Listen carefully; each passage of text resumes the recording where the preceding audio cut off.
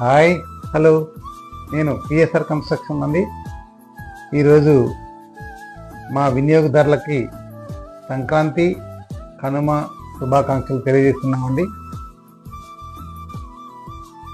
ఈ రోజు నుంచి ఈ పిఎస్ఆర్ కన్స్ట్రక్షన్ దగ్గర తీసుకున్న వినియోగదారులకి మా వినియోగదారుల వెనక మేము సపోర్ట్గా ఎప్పుడూ ఉంటామండి.